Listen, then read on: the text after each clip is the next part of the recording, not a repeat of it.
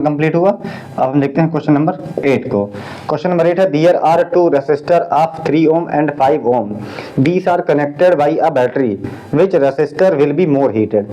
Student यहाँ पर दो रेसिस्टेंस दिया है, 3 ओम का एंड 5 ओम का, और एक बैटरी से कनेक्ट किया गया है। अब इसमें बताना है कौन ज्यादा गर्म होगा या कौन ज्यादा हीट होगा अगर if they are connected in series and they are connected in parallel. तो दो कंडीशन दिया है। तो यहाँ पर हमारे पास दो रेसिस्टर है, R1 इज इक्वल टू 3 ओम का and R2 is equal to दिया है 5 ओम का, और इनको कनेक्ट किया गया है किसी एक पार्टिकुलर बैटरी से। बैटरी का वोल्टेज नहीं गिवन है, बट इनके कनेक्शन की जो सीरीज है वो दिया है। कनेक्शन का जो इनका कॉन्फ़िगरेशन है, जैसे पहला कंडीशन है कि अगर दोनों को हम कनेक्ट कर दें सीरीज कॉम्बिनेशन में, तो मान लीजिए ये R1 है और ये R2 है, R1 and R2 both are connected in series combination.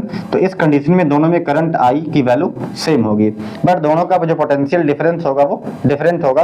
और अगर हम दोनों रेसिस्टेंस का हीट एनर्जी निकालें तो H1 इज इक्वल टू आएगा I square R1 into T and H2 is equal to आएगा I square R2 into T.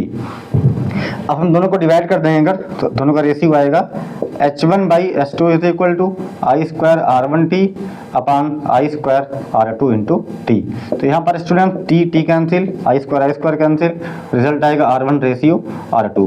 R1 की वैल्यू यहाँ गिवन है 3 ओम एंड R2 की वैल्यू है 5 ओम।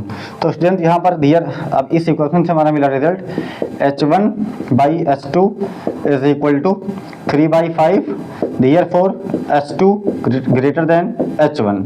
तो यहाँ पर इस रिजल्ट से आएगा H2 H1 से बड़ा होगा, therefore 5 ओम का रेसिस्टर ज्यादा हीट करेगा कंपैरिजन टू 3 ओम का रेसिस्टर में, अगर दोनों को हम सीरीज कॉम्बिनेशन में कनेक्ट किए हैं किसी भी पार्टिकुलर बैटरी से।